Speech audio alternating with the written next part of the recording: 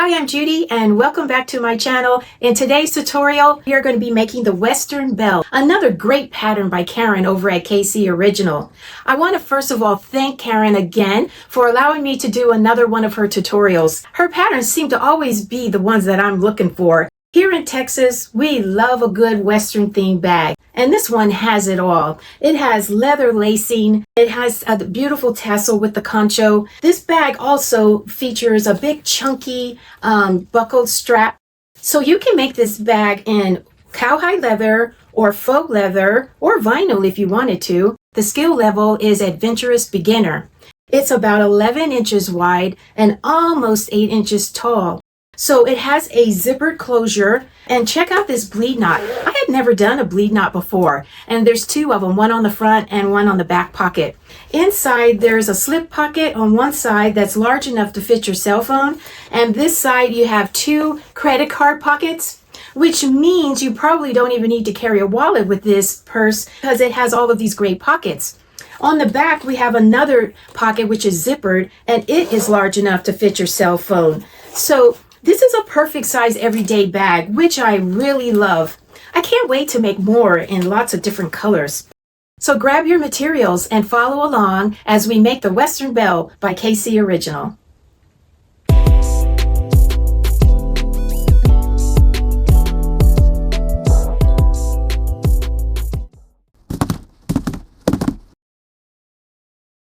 The materials we are going to need for our Western Belle is about 5 square feet of either vinyl or leather.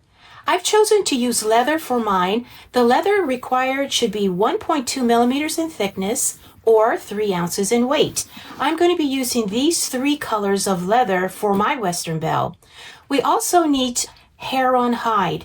And look at this beautiful hair on hide that I have chosen for my Western Belle. Isn't that gorgeous? So we only need about half a square foot of hair on hide for the front of our bag. We also are going to need lining material. I've chosen waterproof canvas, but if you choose to use quilting cotton, you will need to interface it. We're also going to need a stabilizer for our exterior. Now this is optional, but what is recommended is either to use a thin foam, and this is a self-adhesive foam at 1/16 inch thickness, or we could use this self-adhesive fabric lining to stabilize our exterior piece. What is not recommended is thick foam, fleece, or salpa.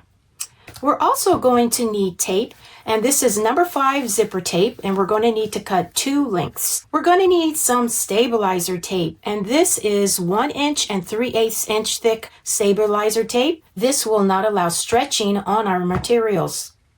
We're going to need hardware. We need a 1.5 center bar buckle, 2 zipper pulls with loops or small D-rings attached to them so that we can thread some leather lacing through. We need 2 swivel hooks at 1 inch and 2 D-rings at 1 inch. We also need a 1 inch concho. Mine has a screw on the back, and optional, a logo tag. We're also going to need 3 sizes of double capped rivets. We're going to need 8 by 6 millimeters, 8 by 8 millimeters, and 10 by 12 millimeter double capped rivets. Now, depending on the thickness of your materials, be aware that you need to choose the right length of post that will work well for your materials. Well, that's all of the materials that we need. All we have to do now is gather our marking pins and our cutting tools, and let's cut out the pieces for our Western Belle. We're now going to cut our hair on hide. The first thing that we need to do is look for the hair direction. Now on mine, I have a spine, quote unquote, for the hairline, and my hair is moving downward, and this is the position that we want the hair to be. So we're going to start at the very top of where we see the hair and the little spine mark here. Now if you don't have this marking, you'll have to find a midpoint of where you want your pattern to fall. So now that I have a spine line and I have my hair moving in the downward direction, I'm going to take some straight pins, and on the right side of this hide, I'm going to take a pin and place it right in the middle of my spine line here. And I'm going to do that at the bottom of the hide and also at the top of the hide. Now I'm pushing that pin through to the back. If you need pliers to get that through, sometimes it can be a little thick, but I have my pins in place, and now I'm going to turn this hide over, and I'm going to make sure that the hair is still moving in a downward position when I turn it over. I'm looking for my pins, and I'm going to take a straight edge and actually draw a line connecting these two marks where the pins are. In order to see these marks better, we're going to take a Sharpie, and we're going to make a mark where the pins are, and then remove the pins. So here's one mark here for the pin, and let's do it on the other pin mark. And now we're going to take our straight edge and draw a line connecting these two dots with the Sharpie. So let's go ahead and draw this line. Okay. So now we have our line drawn. We don't want to use scissors because it will, cut some of the hairs where we don't want them cut, especially if you're using a hair on hide that has longer hair strands. Mine are kind of short, but I'm still going to follow the recommendations in the pattern and cut this with box cutter or X-Acto knife. This is a brand new blade because you want this to be very sharp. But let's first make a mark where we want our pattern piece to be cut. And so I'm going to turn this back over on the back side showing, and I'm going to place the pattern piece right on the spot where I would like to have it centered. I'm using this line to line up with the midpoints on the pattern piece, and I'm simply going to take that Sharpie again, and I'm going to draw the outline of the pattern. And then we'll take our box cutter and cut this out.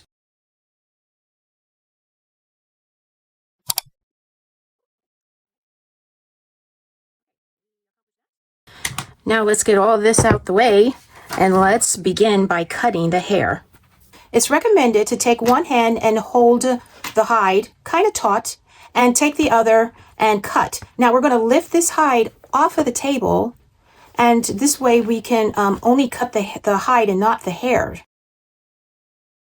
Pulling this kind of tight.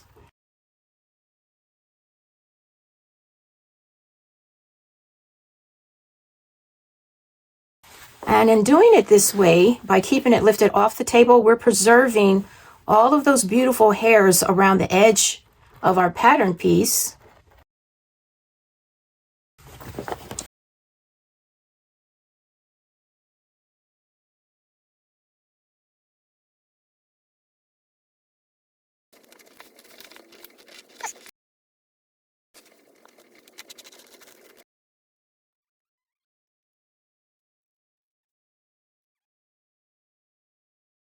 We preserved all of the hair around the edge.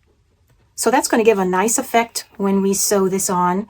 And so that is how we cut the hair on hide. Okay, now that we have all of our pieces cut out and some of our tools that we need, let's take a look. We have Decoville Light and Decoville Heavy, some scrap pieces. We have 3 sizes of double-sided tape.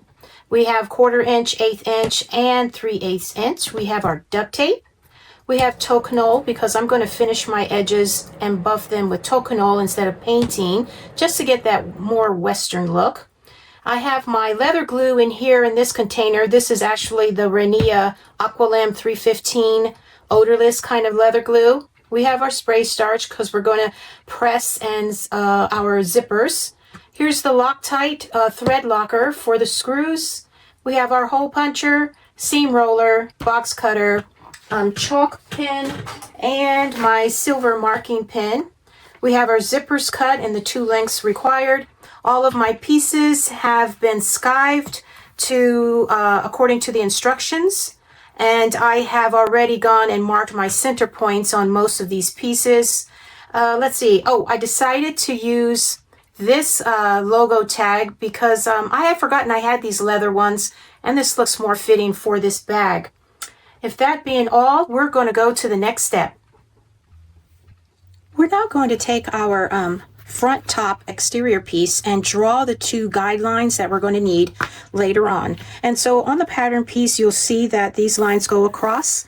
I have made little marks here where those lines should be drawn. And so now I'm going to take a straight edge and chalk, and I'm going to draw these lines in. Using chalk, I know that I can erase this later.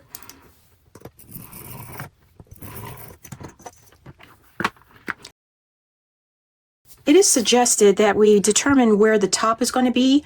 I didn't skive this piece because it's very thin, and so there's no need for me to mark which is the top. But if you have a skived edge, you want to write a little letter T to indicate the top of the pattern or the top edge of the pattern.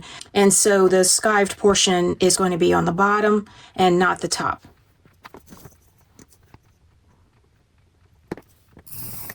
Okay, so here are my guidelines drawn, and let's move on. We're now going to prepare our front overlay piece by transferring the holes from the pattern piece to our exterior front overlay piece. So we're going to take this pattern piece and we're going to punch holes where it's indicated.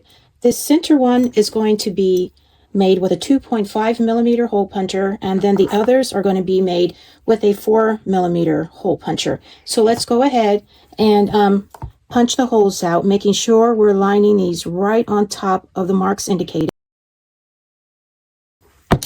Then we're going to take our 4 millimeter one and do the same for all 8 holes.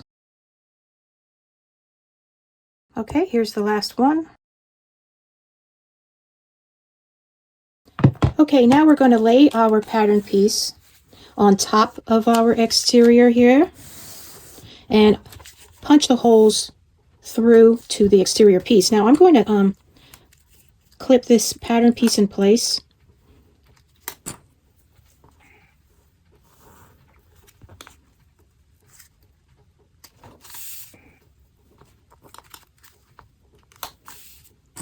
Just to make sure it doesn't move.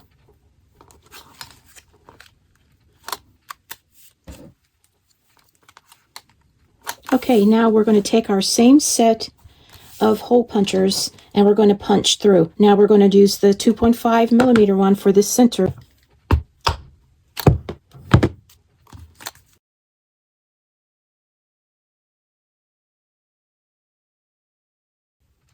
And the last one. Okay.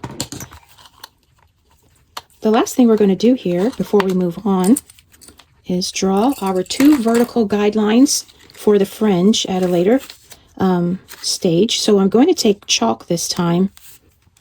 First I'm going to mark the spots where we're going to draw those vertical lines, and then take the chalk and draw them in.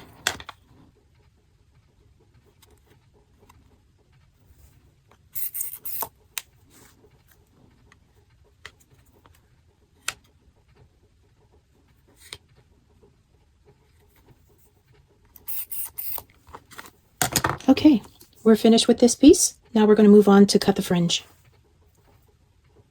We're next going to cut our fringe, and I have all 3 pieces lined here right side up. I'm going to take a ruler and draw a line on all 3 according to the instructions, and we are to choose the end that we have skived if we did indeed skive, and I did skive. So this is the end. These are the ends that have been skived, and I'm going to draw my line. I'm going to use chalk at first to see if this works, but I've drawn my line here. And so what we're going to do now is cut our fringe from this line to the end. We're not going to cut above the 1.5 inch line. So let's take our ruler, and I have my box cutter with a nice sharp blade, and I'm going to cut in the increments that are described in the pattern.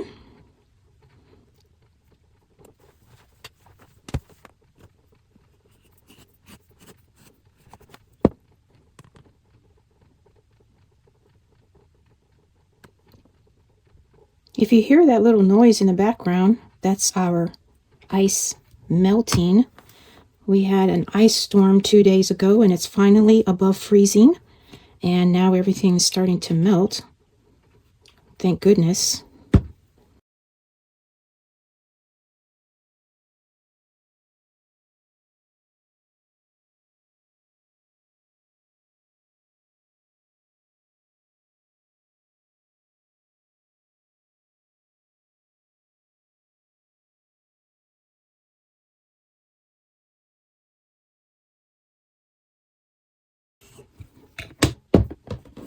Okay, so I've done one, and I'm going to do the other two off camera. And so that is what our fringe would look like, and after we're done, we'll put those to the side.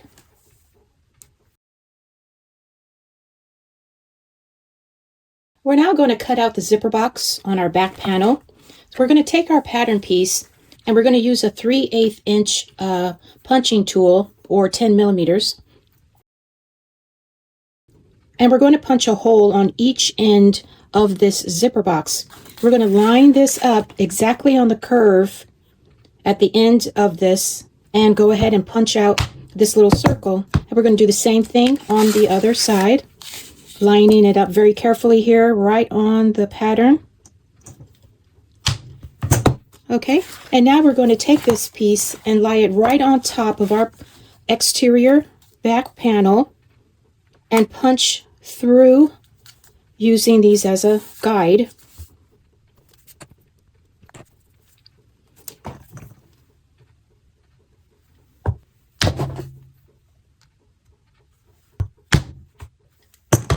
Okay. So now we're going to take a straight edge and line it up on each side of those holes and make a cut.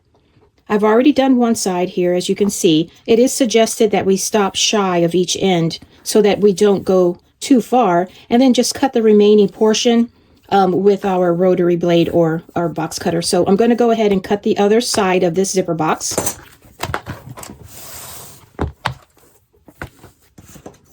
I think I'll do it this way.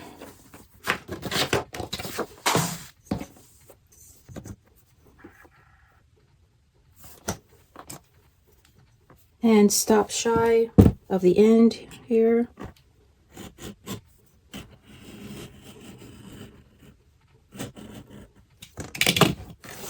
Okay, so now what I'm going to do is cut the rest of the way on each end, and we will have our zipper box cut out. Okay, now let's prepare our zippers. And so what we're going to do is starch and make sure that they're really straight. We don't want any wavy zippers. I've already ironed this one. I like to spray it on the back just to avoid the teeth. And we can actually go ahead and iron the back side this time.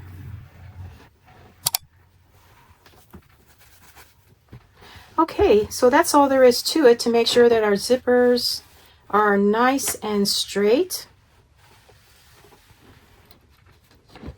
And so what I want to do is make sure that the ends of my zippers are singed.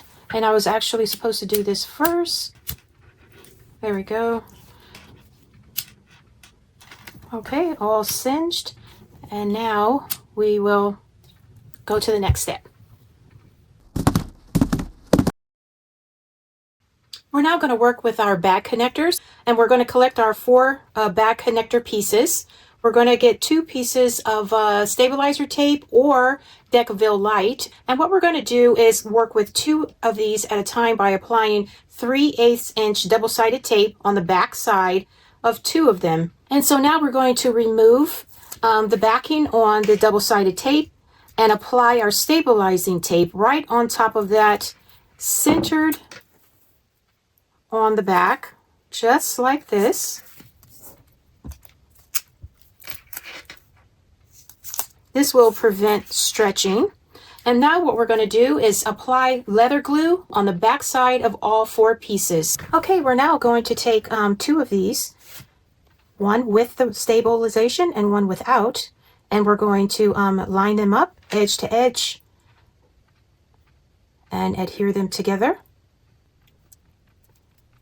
Just get all of those edges lined up. And we're going to take our seam roller and bond these two layers.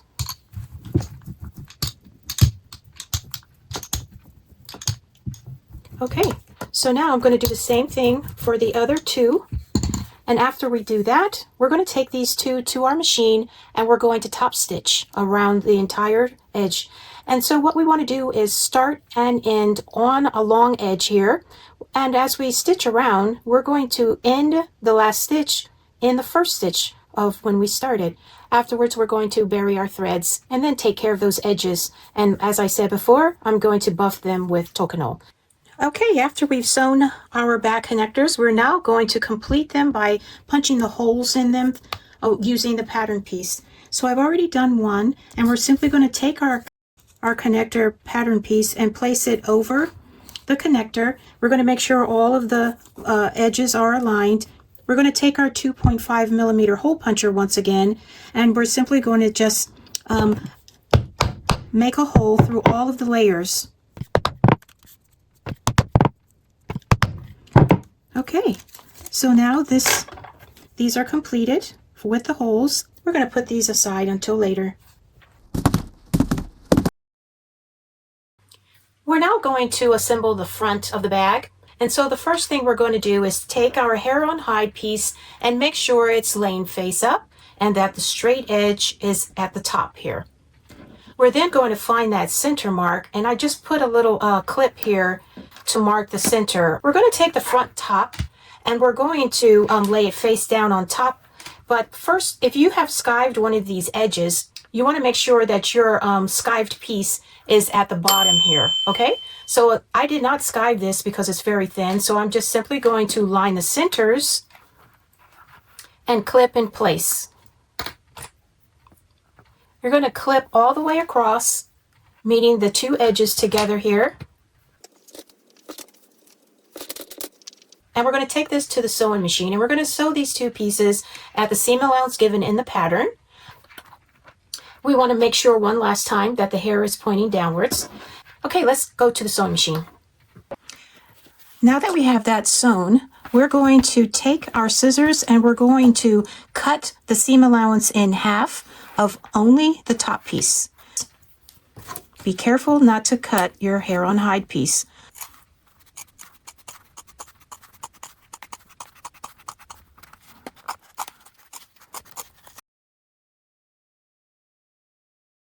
Now we're going to top stitch, but first let's fold these seam allowances up towards the top.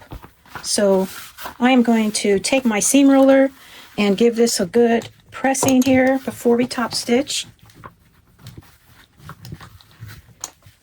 Okay, so with the seam allowances going towards the top, we are going to top stitch across, and we're going to be actually top stitching on top of the front top piece. So at 1/8 inch, so I'm going to go ahead and line this up, and let's go ahead and top stitch across.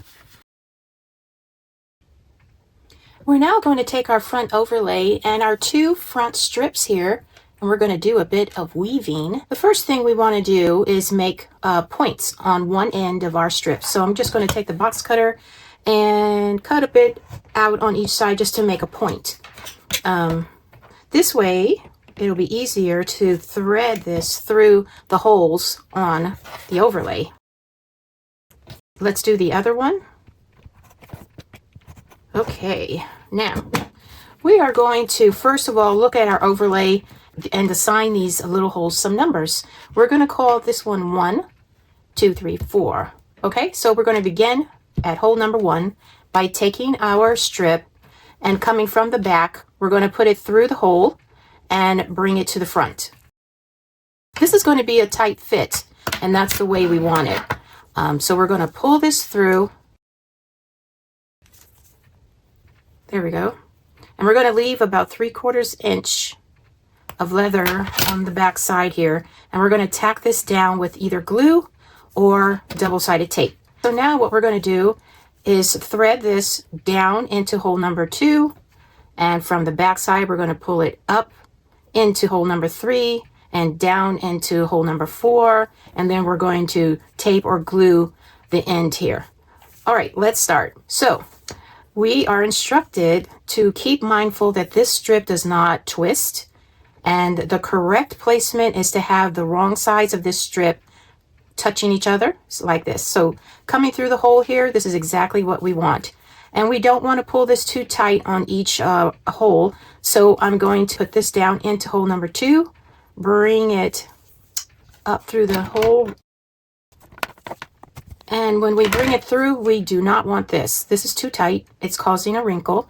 So we want to make sure that this lays flat and is not too tight. And you can see this is too loose. It's coming straight up off the surface here. So let's pull it a little bit more and make sure that the wrong sides are touching here. Again, it's a tight fit, but we want it to be snug. I think this is good. So now we're going to put this through hole number 3 and bring it to the front. And when I do that, I'm going to go ahead and pinch the wrong sides together as I pull this through. And that way I'm hoping that they'll come out the way I want them to. Let's see. All right, so now let's go ahead and bring this through. All right, so that's what it looks like on the back. All right, so next we're going to make sure it's not too tight. Looks good. All right, so the last step is to put this down into hole number 4. And so let's go ahead and do that. And I'm going to pinch this so the wrong sides are together as it goes in. And now let's take a look at how that lies. Looks like maybe a little bit more. Okay, I like the way that looks. So we've accomplished one side. And next we're going to turn this over and cut this end so we have about 3/4 left. And then we're going to tape this down.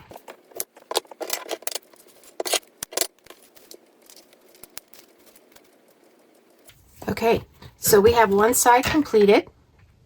And we're going to do the same for this side. I'll do that off camera and I'll be back. Okay, I finished the other side, and so now we have 4 little loops here, and all of them are situated where it's not too tight. And so this is what it looks like on the back side.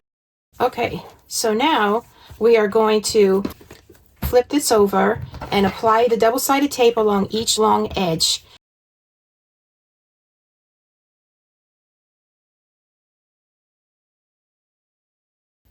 Okay, now we're going to take our front top piece, and we have these lines that we drew in the earlier stages. So that's where we're going to put our overlay, right in between those lines. So let's take the backing off and let's place that on.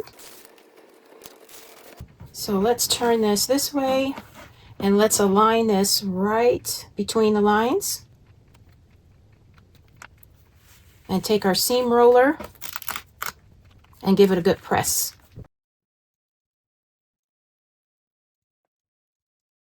Okay, there it is.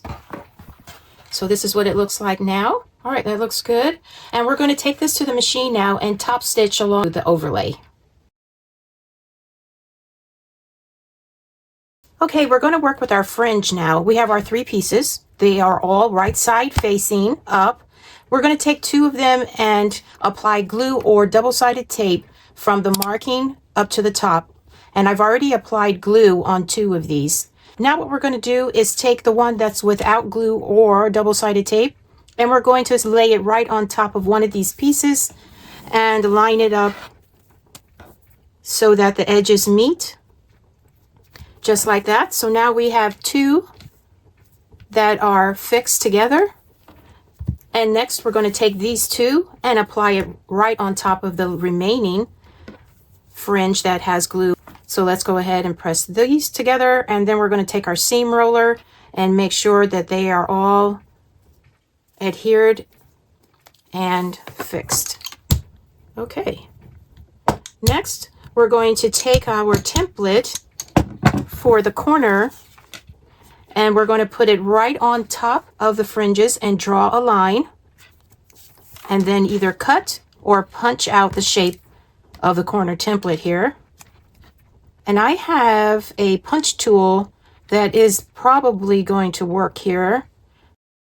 If not, you can cut it with sharp scissors or an X-Acto knife, depending on the thickness of your leather. All right, so I'm going to go and punch this, and I'll be back. Okay, the next thing we're going to do is draw a horizontal line using our ruler and according to the measurements in the pattern. And then we're going to find the center of this and draw a vertical center line. And this is where we're going to punch our hole for our concho. Using a 3.5 millimeter punch tool, this I think equates to about 1/32 of an inch. So I'm going to punch this and I'll be right back. Okay, we have the hole punched here on our fringe. We're now going to use that same hole and punch it larger with this 3.5 millimeter punch. So I went ahead and done that. And we also need a washer when we attach our concho, and it's suggested to use Decaville Heavy or a piece of leather. So I made this one out of Decaville Heavy. The next step we're going to do is actually put our concho in place. So here's the placement by putting the fringe right over there so the holes align up. And then we're going to place this concho right through the holes. Now, we are warned that if our layers are pretty thick, this could be challenging. Align all of the holes here. I'm going to take the washer. Let's put some Loctite in that hole.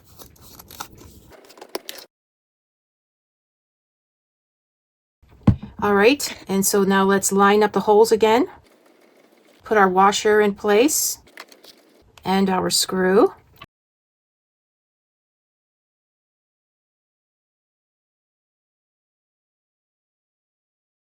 I love it. Okay, let's move on to the next step. Before we move on to placing the rivets, we're going to take a little rag with a little water, and I'm going to remove these vertical lines that I made in chalk, as well as the other little placement lines here, made with the silver pin. So our lines are gone. Okay, there we go. Now let's move on to the rivets. We're now going to make marks for our rivets on the front of our bag. And in the pattern, you're going to see that there are green dots, which signify numbers 1, 2, and 3 for placements of the holes we're going to make for the rivets. The first holes marked number 1 are going to be centered between the two oval shapes that we made here. So this is going to be number 1 here and here. And I took my silver marking pen and placed this equal distance between these two ovals. We're going to punch holes with our 2.5 millimeter hole puncher. And the holes that are marked number 2 are going to be the holes that are to the left and right of our fringe piece. And it's going to be centered between this edge and this edge. So we have those two marks as number 2. And lastly, we're going to have several marks for the rivets for number 3. And the number 3 set of markings for the rivets are going to be above and below each of our ovals. And so that's going to be 1, 2, 3, 4, 5, 6, 7, 8 holes. Now you can always take your ruler again and make sure that you're placing these equal distance between the oval, and I centered it to the threading here, the seam. In the end, you want to take a look at all your marks and make sure that they're all aligned across, horizontally as well as vertically, and make adjustments before you punch those holes. So I'm going to start punching these holes out with my 2.5 millimeter punch tool. And we're going to go through all the layers. Okay, these are the first 3, here, here, and here, looking good.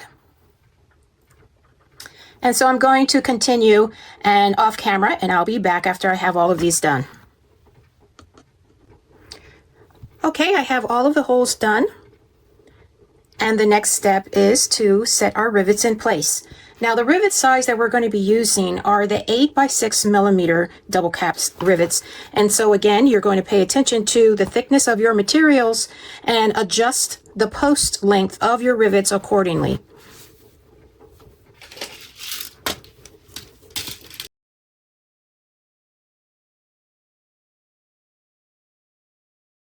So let's say the posts that you have on hand are too long.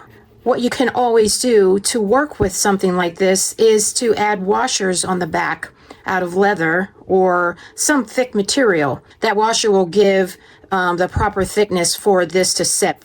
So I'm going to check my rivets and see if I have any that have a shorter post, and if not, I'm going to add washers.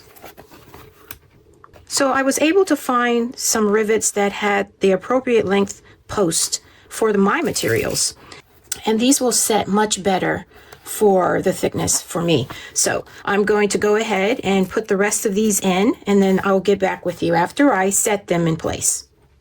Okay, I've set all of these rivets except for one, and I wanted to show you that I ended up making spacers because this strip of leather is actually not the same thickness from one end to the other. So I found that I had to make some spacers just so that this post length will work. Otherwise the post will get bent and this will not set properly. So I just have one more to go, and then we'll be done with our front rivet placements. Okay, all right, all done, and it looks fabulous. We're going to set this aside now and move on to the next step. There is an option to stabilize pieces 17, 18, and 19 if needed. And I decided to stabilize pattern piece 19, which is the back panel. And I did not think I needed to stabilize 17 and 18, but I changed my mind. And so I am adding stabilization to pattern piece number 18 with the hair on hide. But now that I've got everything prepped the way I want, let's move on to the next step.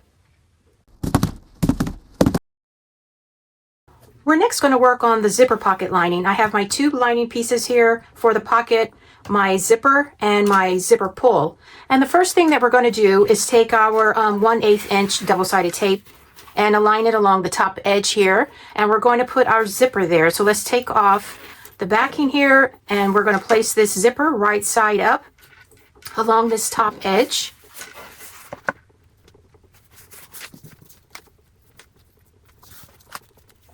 And center it to the lining.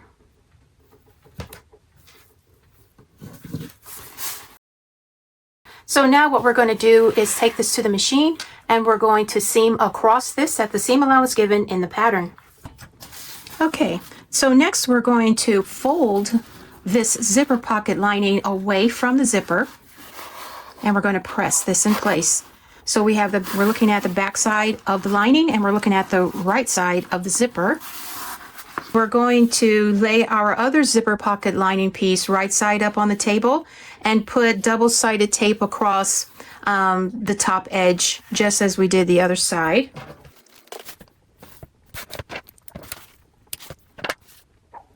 We're going to remove the backing, and we're going to take our other lining piece with the zipper, and we're going to place this on top of this panel with the right side of the zipper facing us and the right side of the pocket lining down. So in essence, both of these pieces are going to be right sides together.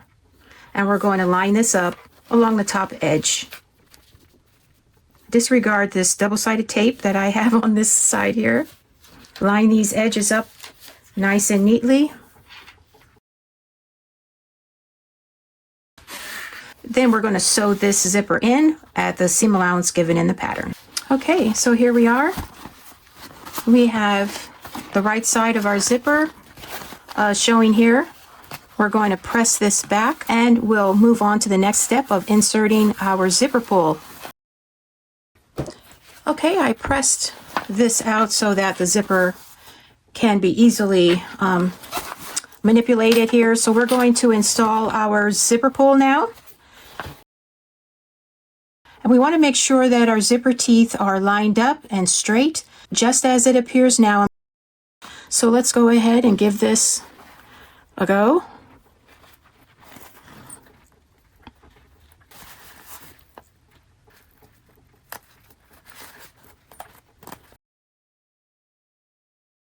Okay, so we have our zipper pull in place, and now we're going to set this aside and go to the next step. We're now going to take our back panel and apply 3/8 inch of double-sided tape on either side of this window box.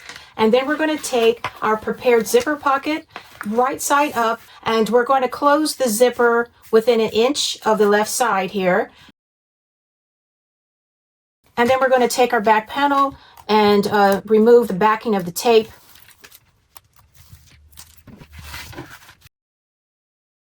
And we're going to place it right over the zipper pocket with the zipper teeth right in the middle. And center it over the zipper. After we have this centered, we're going to take this to the machine and we're going to top stitch all around the zipper box, but do not back stitch, but place your last stitch in the hole from your very first stitch and bury your threads. So I'm going to go and top stitch this, and I'll be back. Okay, we have our zipper sewn in and I buried my threads. What we're going to do next is take some glue and secure the ends of our zipper.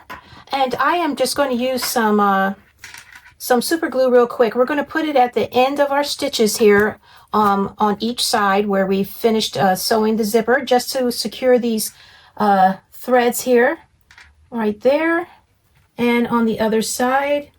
And also we are told to put a little dab of glue on each end over here. And so now we have these stitches secured. I'm going to let that dry.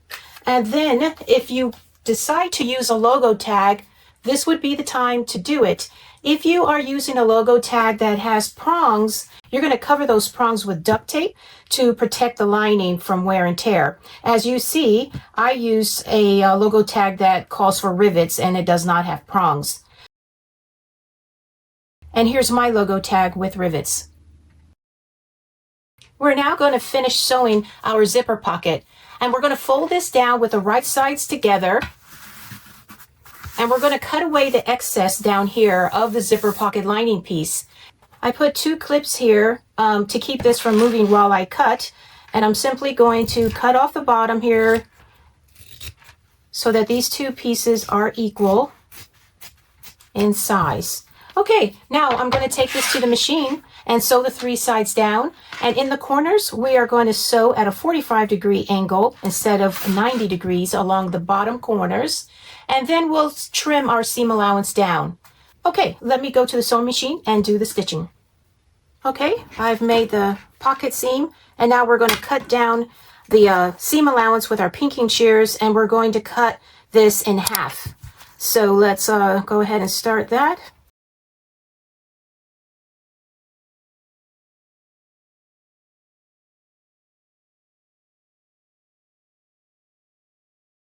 Okay. All right, there we go. And so now that we've attached our logo, we are finished with our back panel. Let's move on to the next step. We're now going to work with our lining panel with the slip pocket. We have our main lining panel here and the slip pocket exterior and lining piece. We have 2 double cap rivets, the 8x6 millimeter size, and we have 2 pieces of Decaville heavy. The first thing we're going to do is take both pieces of our slip pocket and we're going to put them right sides together and clip along the top. I did skive the edge of my leather, so I'm going to attach the top of it to the lining. I also buffed this with Toconol already. And so what we're going to do is take this to the machine and we're going to sew them together at the given seam allowance in the instructions. Next, we're going to fold this seam flat and we're going to use the seam ruler. Our seam allowance is going to go towards the lining here at the top. And let's give this a good roll. So now we're going to take this to the machine and we're going to top stitch across the lining side of this. And this is what we call understitching, so that later when we fold this down, we'll have a nice crisper edge. Okay, and this is what that looks like. And now we're going to fold this down and we're going to have the wrong sides facing each other. What we're going to notice is that now the lining piece is longer on this bottom edge than the exterior, and that's normal, and we'll deal with that later. But I took my seam roller once again and I kind of flattened out this top edge, and we're going to take this back to the machine and we're going to make 2 seams across this time. We're going to take care of the excess portion of the lining here. So what we're going to do is we fold the exterior up out of the way, and we're going to apply double-sided tape, wrong side of the lining portion, and we're going to leave about 1 centimeter of room along the edge here. So I've already applied the tape, and we're going to now remove the backing, and we're going to fix these 2 pieces in place so that we could trim off the excess lining. So now I'm going to fold it back down and make sure that it's flat and smooth, and take some scissors, and I'm going to cut around the bottom edge here and make these 2 pieces equal.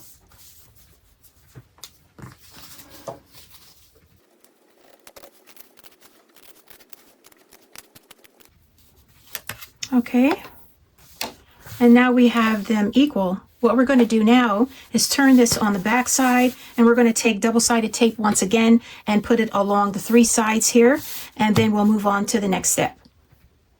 We're now going to find the midpoint here along the top edge, and we're going to remove the double-sided tape, and now we're going to fix it to the main lining panel, centered and at the distance mentioned in the pattern from the top of the edge here of the lining. We're going to put this in place. Now we're not going to jump to top stitching this in just yet. We're going to instead turn this over on the back side, and we're going to attach our Decaville heavy pieces along the back side of each of these top corners. So we're going to turn this over, and we're going to feel for the corners and center our little patches of Decaville heavy there. You can either glue these in or use double-sided tape, and I'm using double-sided tape there. And we're going to put this here, and this is going to strengthen the corners of our slip pocket. Okay, now we're going to take this to the machine and top stitch this pocket in place. We're going to top stitch along these 3 sides, and we're going to have 2 rows as mentioned in the pattern. So let's go ahead and go to the machine and get that in. And so now we're going to take care of our threads, and we're going to apply a rivet in each top corner. I've already put 1 in, and so what we're going to do now is punch the hole for the second one using our 2.5 millimeter hole puncher. I made a little mark there right inside that little boxed area that was left over from the stitching. So let's go ahead and put our hole right in that little area. Going to insert my rivet, and I'm going to set this in place.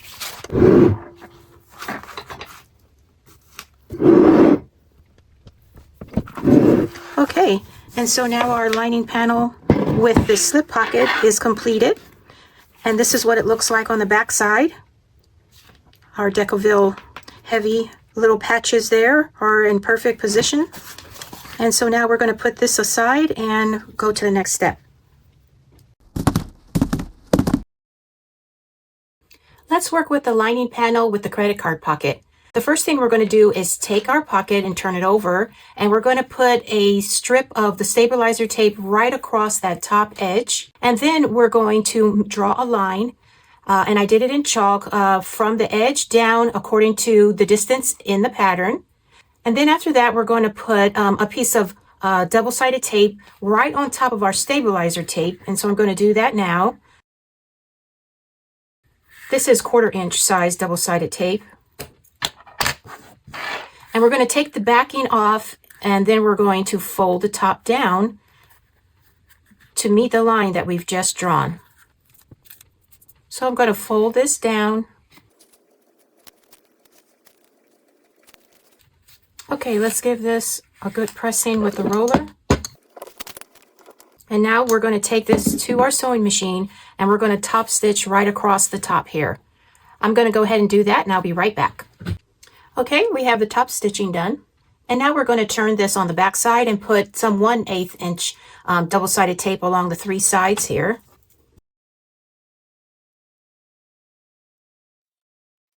We're going to remove this backing, and then we're going to place this right side up on our main lining panel. Check out the pattern instructions for the distance from the top that we're going to fix this in place. I have the midline drawn, so we want to center this onto the panel, just like this. And we're not going to top stitch this yet. We're going to turn this over, and we're going to put our little Decaville heavy patches on the back side. So what we're going to do is, again, we're going to feel where the top corners are here, and that's where we're going to put our little Decaville pieces. I'm using double-sided tape instead of glue.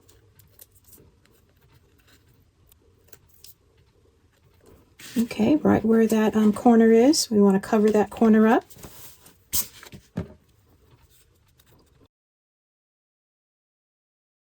Okay, so here we go.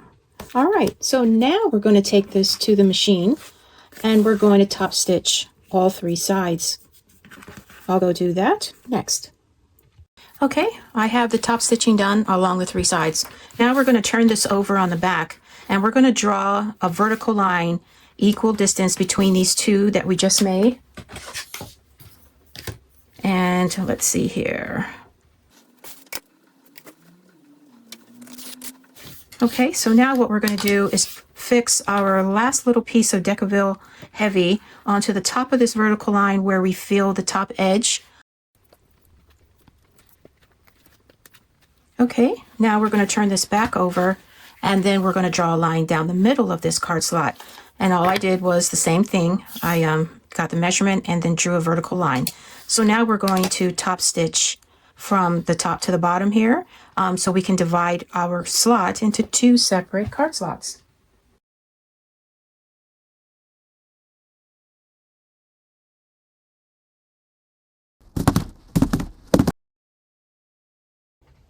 Let's assemble our zipper plackets now. I have both pieces of the exterior zipper placket and my longest length of zipper, and it has already been ironed and starched. The first thing we're going to do is open up our zipper about 1 inch or so. We're going to make marks on the front and back side of the zipper according to the instructions, and then we're going to put some double-sided tape from that mark to the edge. We're next going to take off the backing of this tape, and we're going to pinch this zipper right at our mark line. So I'm going to pinch it wrong sides together here on the back. Okay, just like that. Let's pinch this one again and make sure that the tape is working for us. Okay, there we go.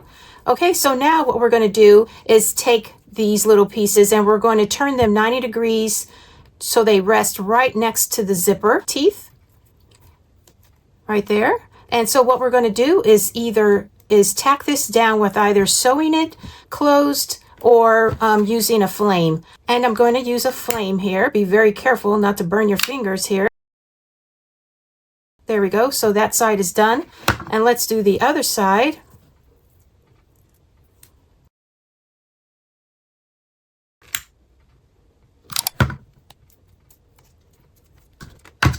Okay, so here we have the zipper completed. And now what we're going to do is attach this to one of our zipper plackets. I'm going to put my zipper face up on the tabletop here.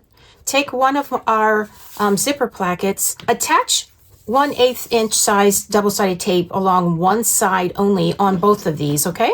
So let's take off the backing here. And what I'm going to do is place this right on top of my zipper.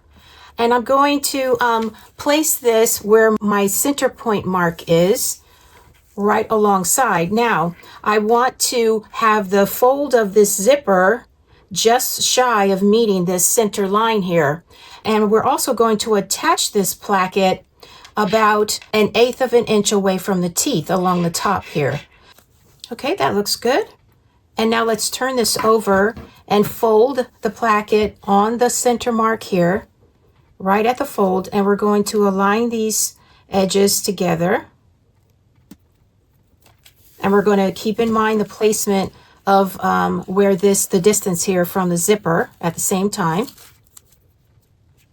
Okay, that looks good right there. And now what we're going to do is we're going to take this to the machine and we're going to top stitch on all 4 sides. Start and stop on the long side here away from the zipper. So I'm going to go do that and I'll be right back. Okay, I have top stitched this on all 4 sides. And now we're going to do the second one. So I'm going to lay this with the zipper right side up, just as before. I'm going to take the backing off of the double-sided tape, just like so, just like before.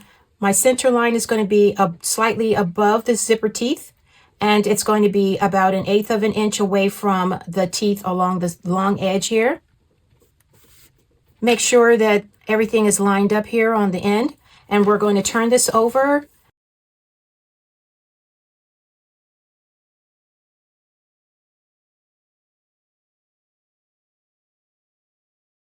Okay, it looks like it's lined up there. Take this to the machine and we're going to top stitch on all 4 sides once again. Okay, I've top stitched each one of these plackets now.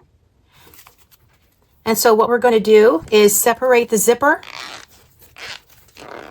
And then we're going to put this aside for now. Let's move on to the next step.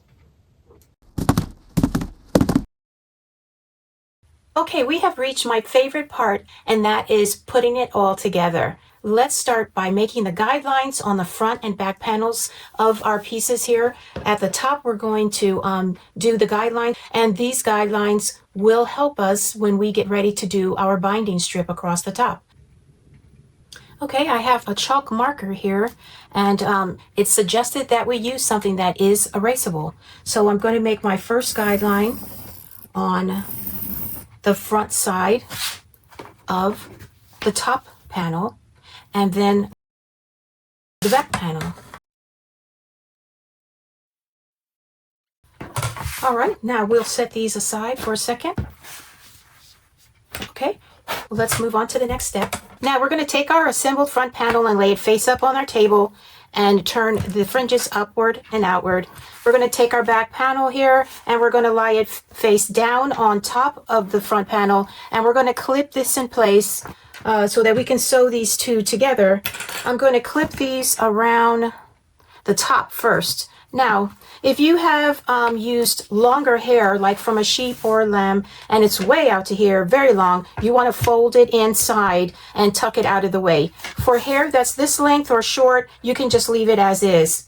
Now, when I go to clip around here, I can't really see underside here, so we're going to feel this with our hands to know that we're clipping it correctly. So I'm going to just take this clips and just kind of feel where they should meet.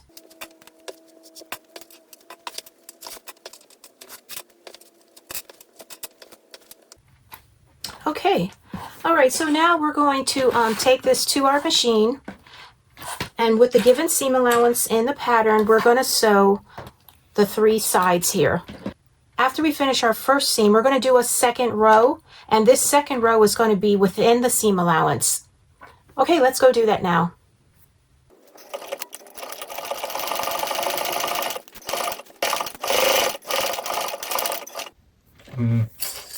Okay, now I'm going to do the second row just within the seam allowance here. Okay, I have sewn 2 rows all around. And the next step, before we start trimming down our seam allowance, we're going to turn the bag inside out and take care of the hair before we trim our seam allowance.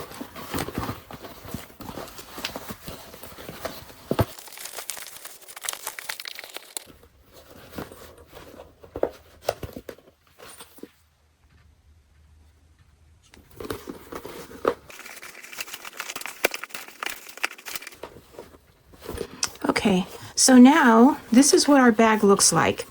And you can see that the hair is caught in the seam allowance. So what we're going to do to remedy that is take an awl and run it just alongside the seam. Now, if you use the longer hair from the sheep or any other of the longer haired animals, you are going to avoid this step. This is just for the short hair choice. We're going to take the awl and we're going to run it underneath there, and we're going to try to free those hairs from underneath the seam allowance. And we're just going to keep working our way around until we can free them all up. So if you can see here, let me zoom in a bit.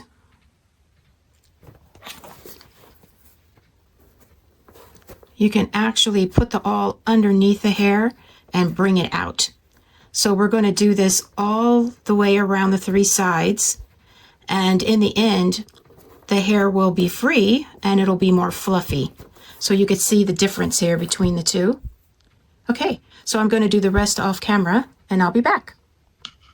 We're now going to grade the seams of the bag. So we're going to turn it wrong side out again. And you're going to notice that there's hair sticking out here, and that's normal. So the first thing we're going to do is take our little ruler and we're going to mark from the top edge down at the distance mentioned in the pattern.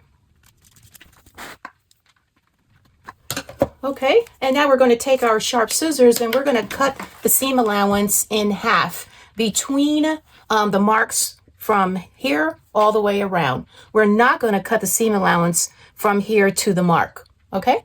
All right, so let's go ahead and do that. Cutting it in half.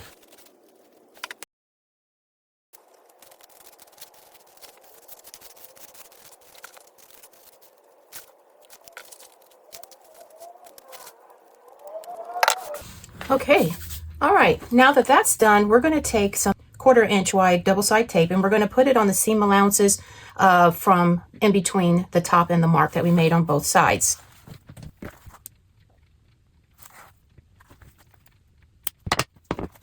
We're going to remove the backing and then press this seam allowance flat. Correction. We're going to fold this seam allowance down. So here's our back panel here. This entire seam allowance is going to be folded towards the back panel, just like this. We're going to do that on the other side as well, and then proceed.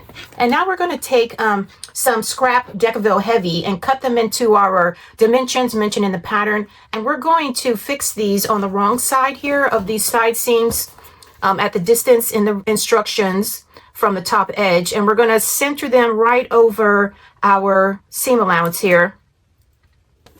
And this is going to reinforce this entire area here for our rivet placement later on in the pattern. So let's do this side here. Okay. So now we're just going to turn the bag right side out again.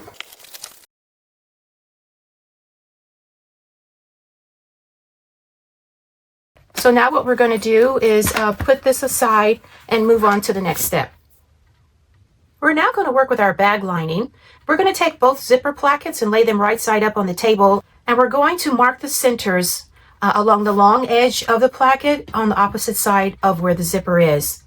We're going to refer to these as number 1 and number 2. We're going to take number 1 placket and we're going to attach it to the bag lining piece with a slip pocket. And we're going to align the center marks and clip this in place. Notice that on this panel, the zipper tail is off to the right. Now we're going to attach this placket number 2 to the bag lining piece with our credit card slot. Again, we're going to match the center marks here, which means we have to turn this one so that we can get those center marks lined up, and we're going to clip this in place. And now we're going to notice on this lining panel, our zipper tail is off to the left. I'm now going to take each of these to the sewing machine and baste these zipper plackets in place. But first, we're going to clip down the tails of our zipper here so that they're not in the way when we do our sewing. Okay, so once I get these done, I'll be right back. Okay, I have basted our zipper plackets to each panel. And now we're going to work with our facing pieces and align them wrong side up on our table. If you have skived these pieces according to the directions earlier in chapter 10, we're going to make sure that the long edge that is not skived is facing away from us, because this will be the top edge of the facing. So I wrote in here unsky. So now we're going to take our ruler and a marking pen, and we're going to draw a line inwards on each short end of these facing pieces according to the distance and the pattern. After that, along the top edge of each of the facing pieces, we're going to put a piece of our stabilizer tape, and we're going to put it right in between these two lines. After we do that to both pieces, we're going to make sure that our center marks are visible again. And we're going to take our lining panels now and put a strip of double-sided tape along the top edge of each of these. Next, we're going to take the backing off of our tape, and we're going to align this face down along the top edge with our skived edge at the top here. Align the center marks. Okay, I have each facing piece attached to the top of each of these lining pieces. Now we're going to take this to the machine and seam across at the seam allowance given in the pattern. We're now going to unclip our zipper tails, and on each panel we're going to fold the facing right side up. The seam allowance that we just made now is going to be pointing downwards towards the bottom edge of the lining. We're going to finger press or roll this in place, and then we're going to take this to the machine and top stitch each of our panels along the lining edge. Now I've already done one of them, and so this is what it looks like with our stitching here on the lining panel. So now I'm going to go and do the other one, and I'll be right back.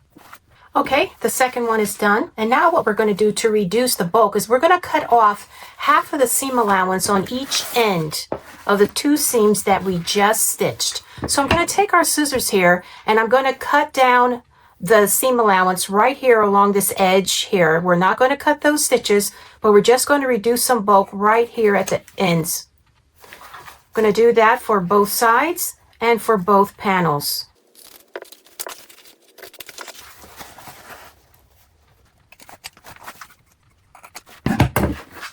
Okay, and so now we're going to clip our zipper tails once again out of the way.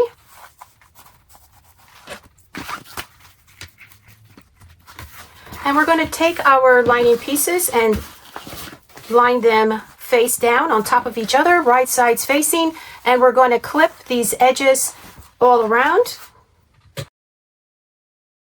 making sure that we're matching the seams here where the facing and the lining were sewn. So I'm going to match that first and clip it in place on each side.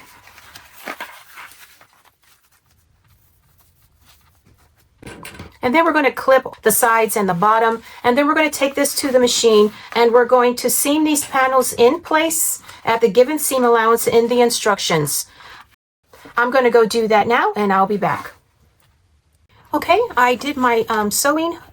Also, I didn't mention we're going to do double rows here. The second row is going to be just inside the seam allowance from the original stitching.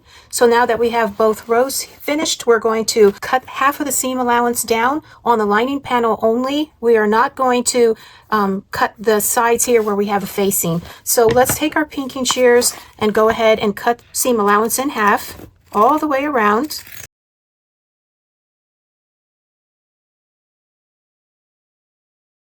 Now we're going to take some double-sided tape, and we're going to put it on the edge here of the facing piece on each side. We're going to put the tape over here as well, but I'm going to show you how we're going to lay this seam flat. Correction. We're going to take our double-sided tape backing off and press this seam allowance towards the panel with the credit card slots, just like this. So we're going to do that to both sides.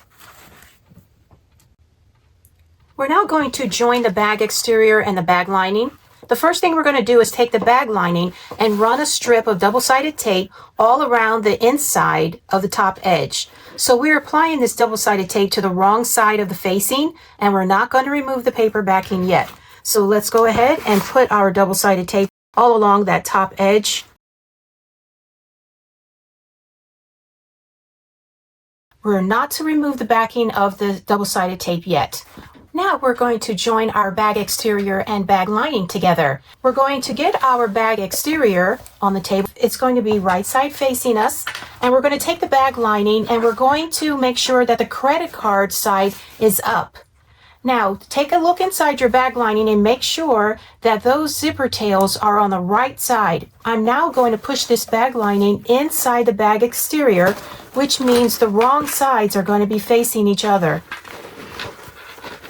We're going to push that all the way in until these top edges meet. And then we're going to remove our double-sided tape and we're going to align our centers first and then our side seams. And let's line up those center marks first.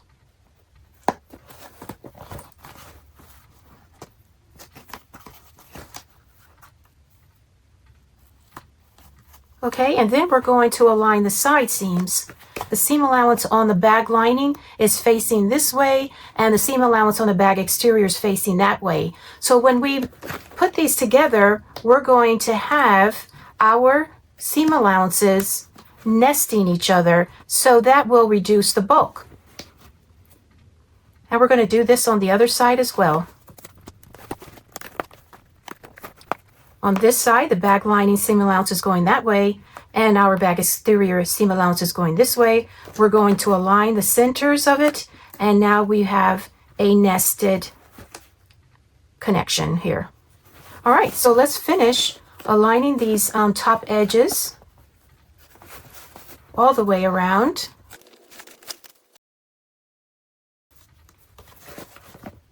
And then we will be ready to attach our top binding strip. We're now ready to attach our binding strip. The first thing we're going to do is put the 1/4 inch double-sided tape all around the border at the top here. And we're going to place it just above the guideline that we drew. And so I have one end here, and I'm going to place it right at the guideline and right at the side seam. And we're going to place this all the way around the top of the bag.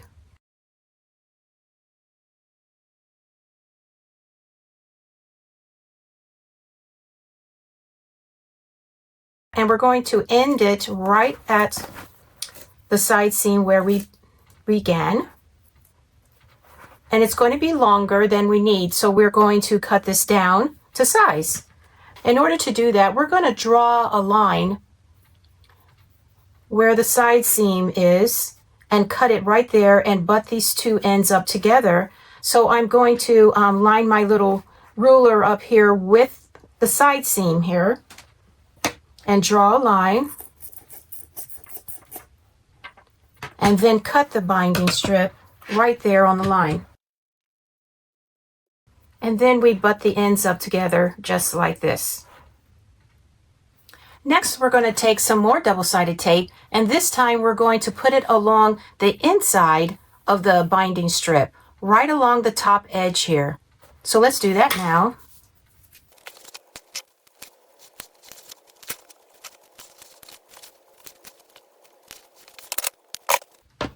Okay, we're going to remove the backing and fold the binding strip around the top edge of the bag, moving our zipper placket out of the way. We're going to fold this edge down.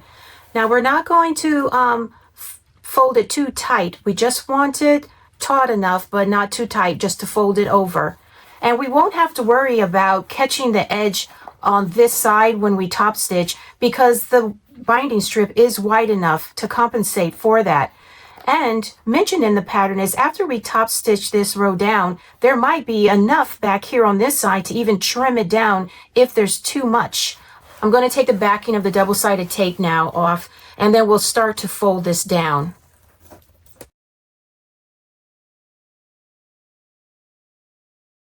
Mine is a little thick here, so I'm going to make sure that there'll be enough to catch on this side.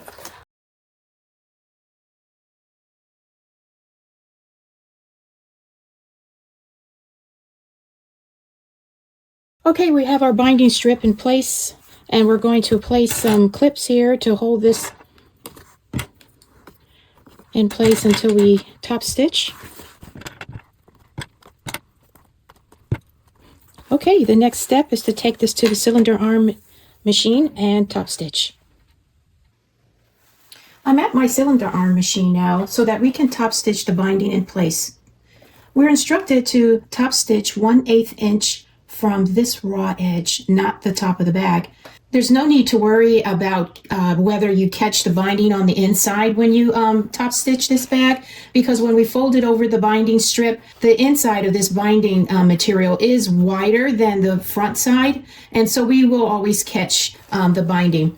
Depending on your materials you're using, you might find that after top stitching, you have quite a bit of material left underneath your top stitching, and there's always the option of trimming it down. We're also instructed to top stitch from the outside of the bag, not the inside.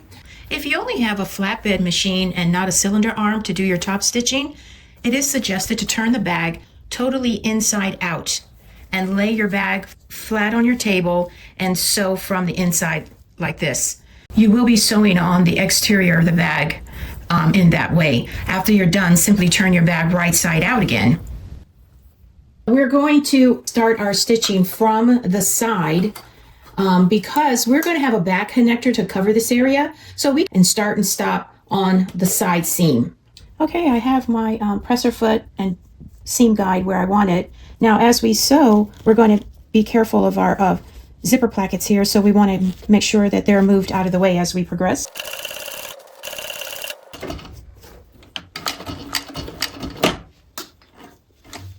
Okay, that's it.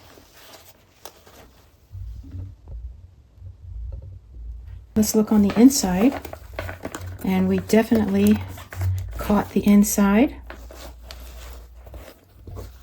Very nice. It looks good. So let's take care of our loose threads, and then let's prepare to attach our back connectors. We're now going to get our assembled back connectors and put our 1-inch D-ring on each of them. And we're going to make sure that the flat side of the ring is on the wrong side of the connector. So now we're going to mark holes for the rivets onto our bag. In order to do this, we need to use a marker that is appropriate for our materials. And I'm going to be using a chalk marker. We're going to take our bag with one of the side seams facing us, and we're going to draw a horizontal line down from the top edge. Now this measurement is in the pattern, and what we want to do is make sure that our line is parallel to the top of the edge here, and we're going to make this line about 2 inches long. Okay, let's do that now. Okay, the line is parallel to the top edge, and I've done it on both sides. And now we're going to make center marks on either side of our side seam, and that's where we're going to place our rivet holes.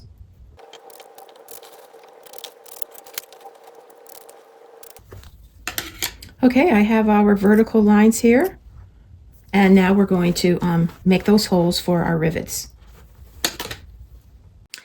So I have my holes punched on one side of my bag. It's suggested to use a 2.5 millimeter hole puncher. However, I found use of this hole puncher here, so I'm using this to do it. When we do punch these holes, be careful that your zipper tails are out of the way.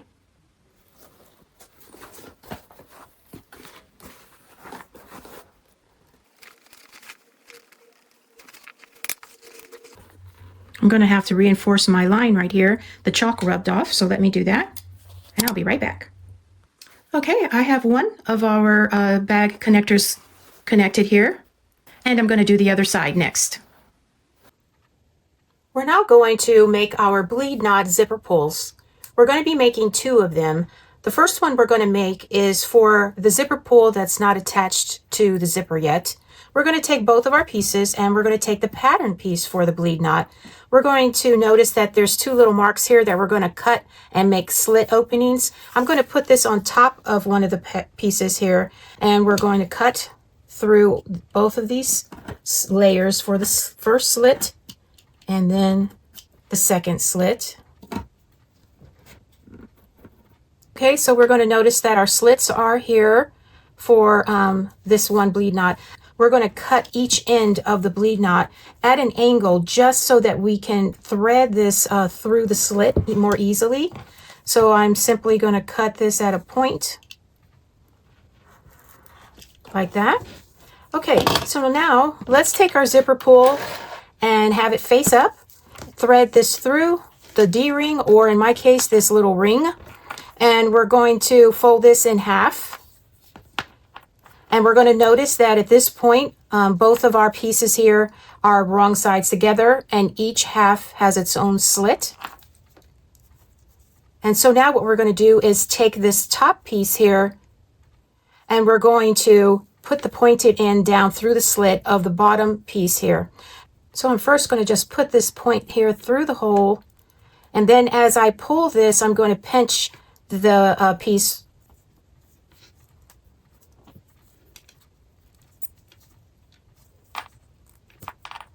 So yes, there we go. Okay, and we're going to pull that all the way through until our pieces are even again.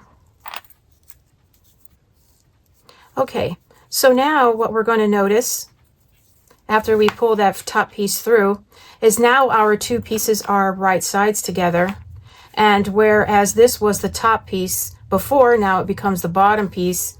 And then the bottom piece now becomes the top piece. So they are reversed. So now what we're going to do is we're going to take this top piece here and we're going to put it through the slit of the one that's on the bottom. So this is our second slit. We're going to pull that through, pinching these wrong sides together here to just to get it through the slit. So let's see here. Okay, I think I got it there. We're going to pull this through.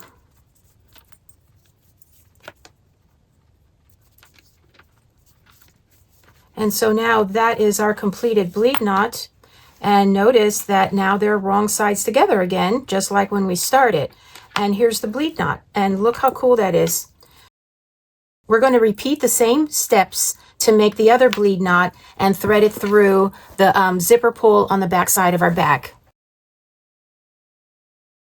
We're now going to do our zipper closure on the top of the bag, and I have our bleed knot here. And we're going to unclip the tails of our zipper ends, and we're going to line them up and make sure that they're even so that we can put this zipper pull on correctly.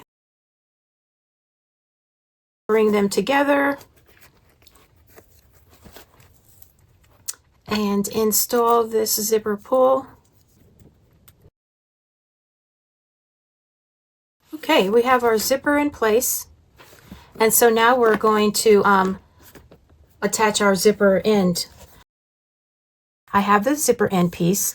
On the back side here facing, we're going to draw a vertical and horizontal line that is centered to each of these edges here. And then we're going to put 3/8 inch size double-sided tape on each side here. We're going to remove the backing. And then we're going to take our zipper end and having it wrong side facing and the zipper right side facing, we're going to place this right here on top, centering it horizontally and vertically. And then we're going to fold this over and make sure that the ends align properly here, edge to edge, just like this. Before we top stitch this in place, we're going to make some little cuts here on each side. I'm going to make these cuts appear to be triangular, and I'm going to start at the edge of the zipper and then cut to this corner here.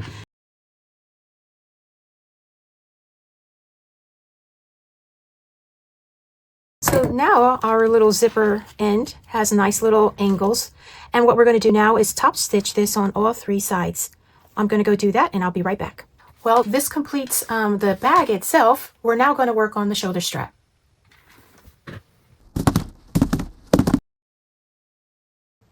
Let's work with our strap connectors for the shoulder strap.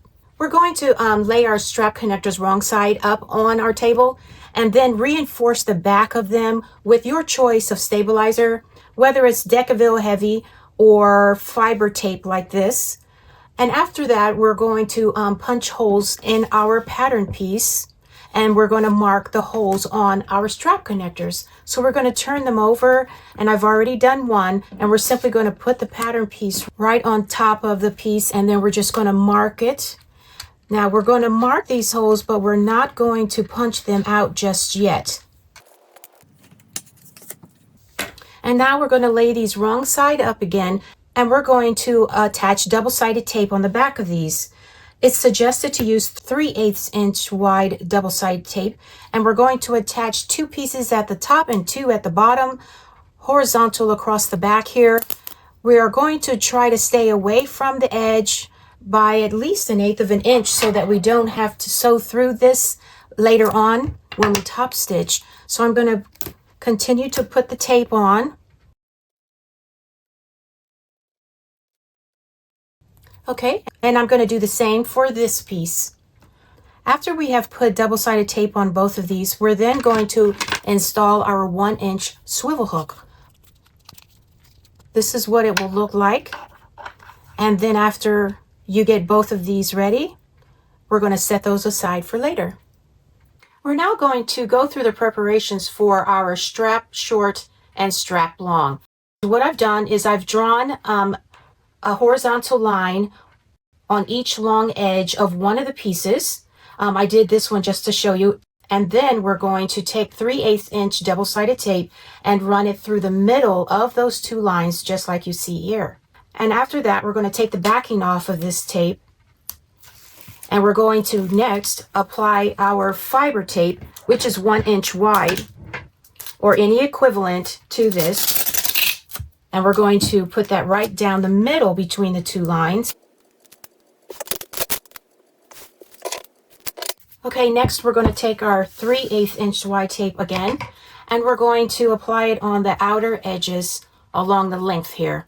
Now, we are told to use at least 3/8 inch wide double-sided tape and not smaller than that, because we're going to trim the edges of our strap later, and we want to make sure that there's still tape there to adhere the edges together. So we're going to apply this 3/8 inch now on both long edges. And now we're going to remove the paper backing from the double-sided tape, and we're going to lay our second strap right on top of it.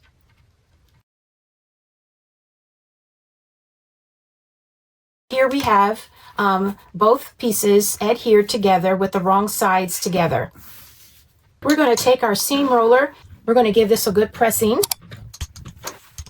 And now we're going to take our ruler and we're going to cut this down to size, but we're going to measure a distance from the edge on one side. That distance is in the pattern, and we're going to draw a line here and take our rotary cutter or our box cutter, and we're going to cut that one side so that we can have a nice even edge. Okay, I have my line drawn. I have my straight edge, and we are going to cut along the line here.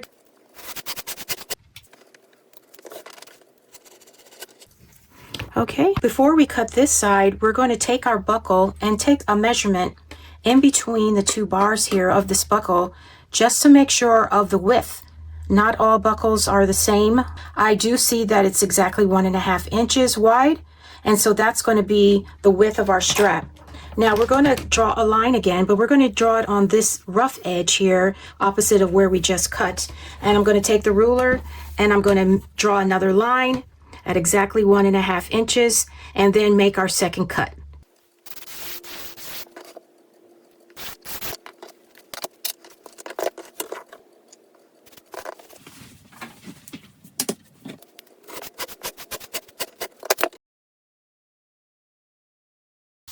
Okay, so here's our strap. Beautiful, nice and even, and we're going to set this aside and do the same thing for the long strap. Okay, both of our straps are completed to this step. Nice edges here, short and long. Okay, we're going to move to the next step. We're now going to finish our short strap. We're going to shape both ends of it and punch the holes that we need to attach the buckle. First, we're going to take our paper pattern piece and we're going to look at part B. This end is part A, we're going to look at part B, and we're going to see that there's 4 holes and there's an elongated hole. So what we're going to do first is take our 2.5 millimeter hole puncher, and we're going to punch out those holes first, and then we're going to do the elongated portion.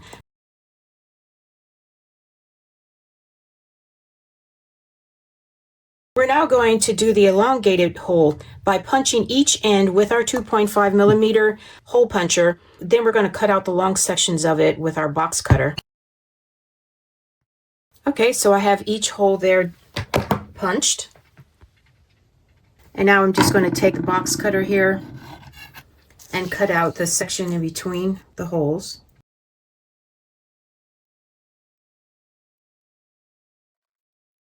Okay, so now our template is ready. What we're going to do now is take a pair of scissors. Right where we have these diagonal lines on the pattern, we're going to cut in the middle of them and then get 2 pieces so that we can shape each end of our short strap. I'm going to move to a cutting mat next.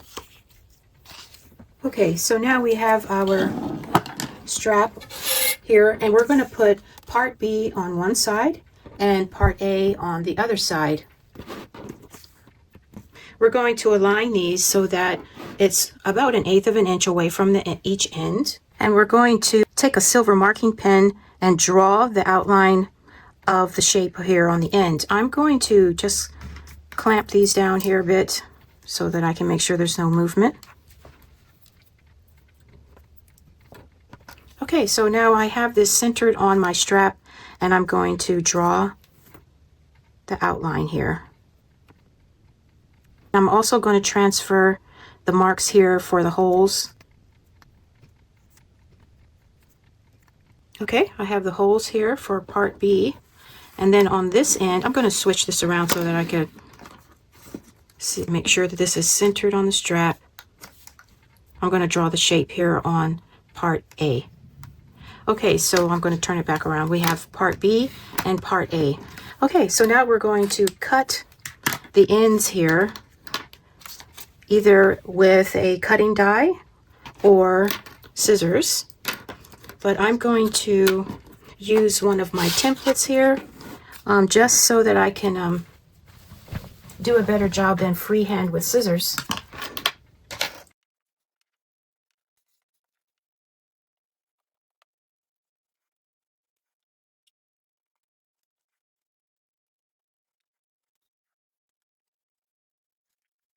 Okay, I finished shaping this end, and now I'm going to shape the other end off camera, and I'll be back. Okay, I have both ends rounded, and now I'm going to punch out the 4 holes and the elongated center on part B.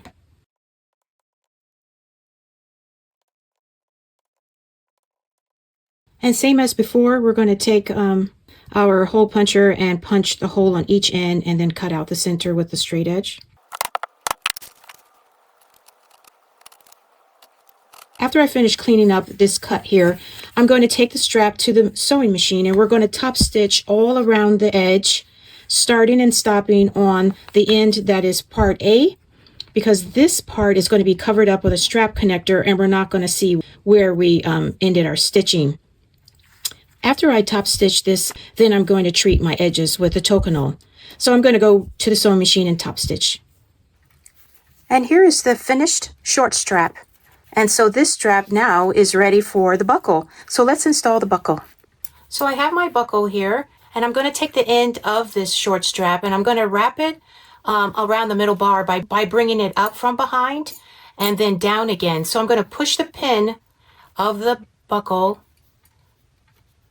into this elongated space here, and then I'm going to bring the tip of this down inside the buckle and then wrap it around.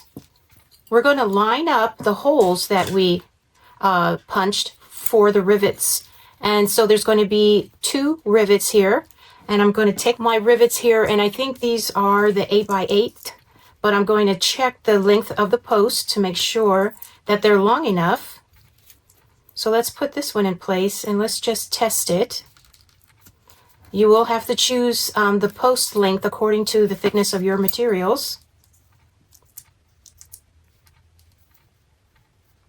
And that is going to be perfect here.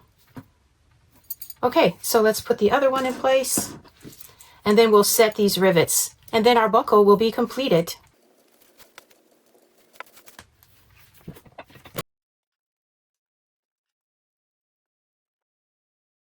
Okay, there it is. The rivets are set. And now we're finished with the buckle end of our strap, and now we're going to attach the strap connector on this end. I now have gathered one of our strap connectors that's been prepared with our tape, and I have a hole puncher here, the 1/8 inch size, which is also 3 millimeters size. And we're going to take our first strap connector here, and we're going to take the double-sided tape off. And now we're going to lay this on our table, and we're going to take the strap end here, and we're going to place it right in the center of the strap connector, and we're going to make sure that it's centered on the sides here. And then we're going to fold the strap connector over, and we're going to make sure that on the sides that we align the edges of this strap connector so that they are even with each other. That's going to be important when we punch the holes. And when it looks even, we're going to press this in. Now you're going to notice that this strap connector is going to be wider than the strap, and that's normal. And now we're going to take this to the machine, and we're going to top stitch this in place. When we do the top stitching on this, we're going to overlap the first and last stitches into the same hole so that we can lock our stitches. So let's go do that now, and I'll be right back. Okay, now that we've top stitched this strap connector in place, we're going to now punch our holes so that we can set the rivets, and this will complete our strap. So we're going to use the holes here that we marked from our pattern piece, and we're also going to use the 3 millimeter hole puncher for this strap connector. So punch all the way through the layers. Okay, we have the holes, and now we're going to put our rivets in place.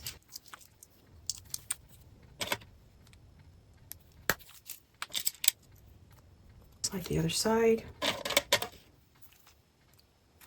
Okay, let's set these.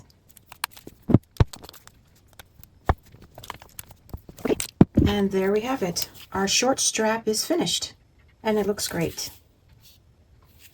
Okay, we're going to move on for the longer strap. Taking the pattern piece for the long strap, we're going to punch a hole here on the pattern with our 3 millimeter hole puncher. And then we're going to take our scissors, and we're going to cut the pattern right where it indicates. And now we have part A and we have part B. We're going to work with part B first. So we're going to take one of the long ends of our strap, and we're going to align part B at the end of our strap, a millimeter or so away from the edge there. And we're going to line up the long side edges here and center it on the strap. And then we're going to trace the point here onto the strap with a silver marking pen. And then we're going to also put a mark inside the hole that we just punched. Okay, now we're going to punch the hole with our 3 millimeter hole puncher again. And we're going to cut out our points here. Guess I should use a cutting board, huh? Okay, so now we have our point. What we're going to do next is we're going to make 6 more holes lined up after this one here. We're going to mark 2-inch increments. I'm going to grab my ruler and some chalk. So I'm going to line my ruler up, and I'm going to draw a line right underneath that hole. And then we're going to mark 2-inch increments.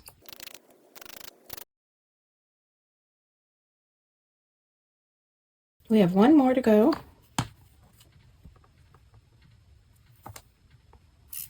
1, 2, 3, 4, 5, 6 holes besides the one we punched. And we're going to go ahead and punch these holes right at the intersection there of where I drew the lines.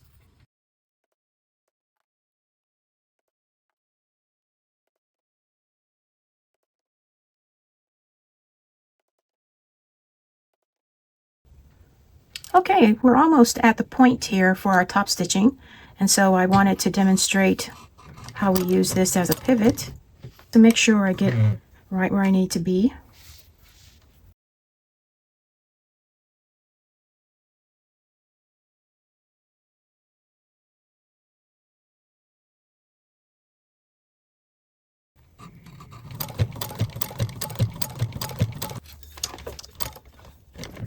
Now,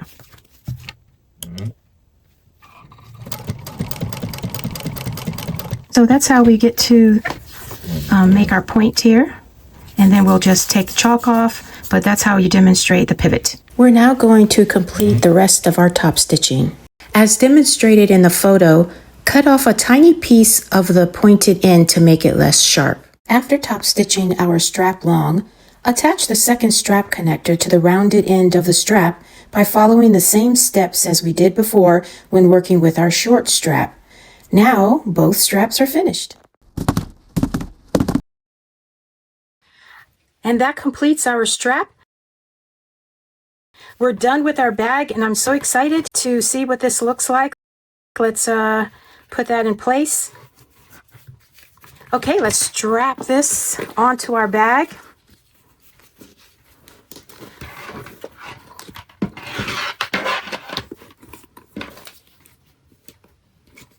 Okay, here is the Western Belle. Tell me that's not a beautiful bag. I love the construction of this bag. I learned so many new things. I had never made a bleed knot before, so that was a first, and I love the idea. I love the hair. I love how we have the ornate folds of lacing and rivets here. And the back side, we have a pocket large enough to fit our cell phone. That's perfect. The inside is spacious with our credit card slots and our big slip pocket, which could also fit a cell phone. This is a perfect sized bag. And you know, I'm going to a rodeo in June, and I know I'm carrying this bag. This brings out the cowgirl in me. Very nice. KC Original has done it again. Such a beautiful bag pattern.